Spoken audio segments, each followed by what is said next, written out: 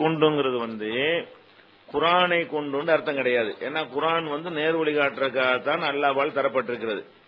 அதுல என்ன மாதிரி வழி கெடுப்பாங்கன்னு அல்லாவே அதுல சொல்லிடுறான். என்ன சொல்றான்னு கேட்டா, நரகத்துக்கு 19 காவலர்கள் நல்லா சொல்லி காட்டுறான். நரகத்திற்கு 19 காவலர் ஒருத்தன் என்ன பண்ணுவான்? இறையச்சம் உள்ளவனா இருந்தா இறைவன் இதை சொல்றான், நரகம் அவனுடையது, அதுக்கு காவலர்கள் எத்தனை பேர் வைக்கிறதுங்கிற முடிவெடுக்கிறது அவனுக்குரியது.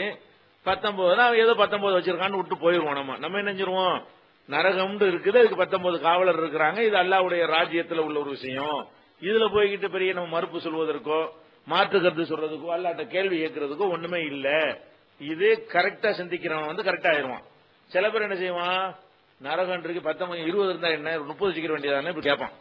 எத்தனை போட்டாலும் கேட்பான். இந்த 19ங்கிற நம்பரை வச்சுக்கிட்டு என்ன பண்ணுவான்னு கேட்டா, அதுல சில கேள்விகள் என்ன செய்வான்? கேள்விகள் கேட்பான். அவன் என்ன செஞ்சான்? இந்த நம்பரை வச்சவன வழிகட்டு போயிடுறான். இந்த 19 ஏன் இருக்கணும்? நான் நம்பிக்கை உள்ளவங்க என்ன செய்வான்? அதுல ரெண்டையும் நல்லா பிரிக்கிறான். நம்பிக்கை உள்ளவர்கள் கரெக்டா விளங்கிக் கொள்வார்கள்.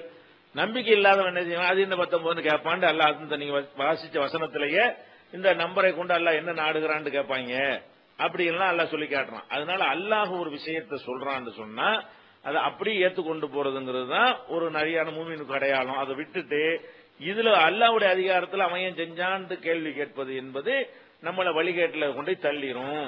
இது ஒண்ணு. இன்னும் என்ன, இப்ப நவீன காலத்துல என்ன ஆச்சு? இந்த 19 கொண்டு இன்னும் சில பேர் எல்லாம் வழிகெடுத்தான். என்ன பண்ணாங்க? குரானே 19 தான் கட்டமைச்சிருக்கிறது, குரான்ல எதை எடுத்தாலும் அது 19 அடங்கு, எப்படி கூட்டி பார்த்தாலும் 19 ரொம்ப. ஒருத்தன் என்ன, ரசாது கலிபான்னு ஒருத்தன் கிளம்பி அவன் ஒரு தத்துவத்தை சொன்னான். சொல்லி சில கணக்கெல்லாம் போட்டு காட்டினோட பயங்கரமா ஆகா ஓகோன்னு நம்ம ஆளுக்கெல்லாம் நினைஞ்சாங்க, பாடுபாடு பெரிய பாராட்டு மலையெல்லாம் பொழிஞ்சாங்க. கடைசி நான் ஒரு அல்லாவுடைய தூதர் சொல்லிக்கிட்டான். அல்லாட்டு இருந்தா வகி வச்சான், அவருக்கு தூதுத்துவத்துல கண்டுபிடிச்சேன் சொன்னான். கடைசியில் என்ன ஆச்சு?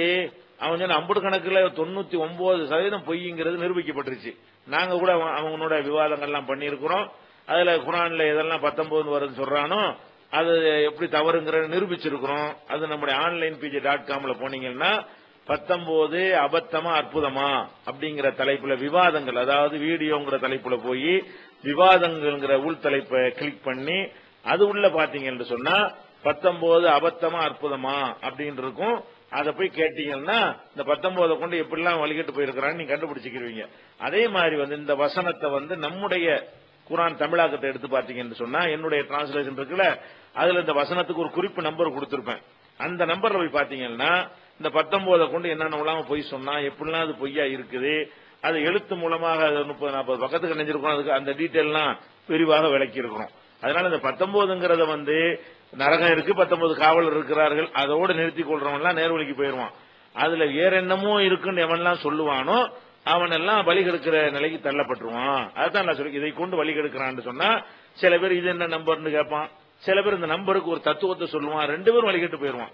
யாரு அல்லாஹ் சொன்னா நாங்க நம்பணும் என்று சொல்லிவிட்டார்களோ அவங்க எல்லாம் நேர்வழிக்கு போய்விடுவார்கள். அதுல போய்கிட்டு இவன் 19க்கு தத்துவம் சொன்னாலும் வழிகேடா போயிருவான். அது என்ன 19 கேள்வி கேட்டாலும் என்ன செய்வான்? வேற முழு நம்பர் கிடைக்கலையா, 19 தான் கிடைச்சா அப்படின்னு ஏதாவது சொன்னான்னு வைங்க, அவனும் வழிகேட்டுல ஆயிரும். அந்த வசனத்திலே உங்களுக்கு விளக்கம் கிடைக்கிறது. நீங்க நான் சொன்ன இந்த 2 இதுல இந்த 19 எல்லாமே அடங்கி இருக்குன்னு சொல்றாங்கல்ல, அந்த கருத்தை மையமா வைத்து நீங்க கேள்வி கேட்டிருப்பீர்களே, ஆனால் அதுக்கு என்னுடைய திருக்குரான் தமிழாக்கம் அங்க இருந்துச்சுன்னு சொன்னா அதை பாத்துக்கிறங்க. உங்கள்ட்ட இல்லைன்னு சொன்னா தமிழாக்கம் கூட என்ன இருக்கு, நம்முடைய நெட்ல onlinepj.comல திருக்குரான்ங்கிற தலைப்புல போனீங்கன்னா இந்த வசனத்தை எடுங்க, அந்த வசனத்துக்கு குறிப்பு நம்பர் கொடுத்திருப்பேன், அந்த நம்பர் எடுங்க, உங்களுக்கு என்னவாயிரும்? அவங்களுக்கு ஆதாரம் கிடைச்சு போயிடும்.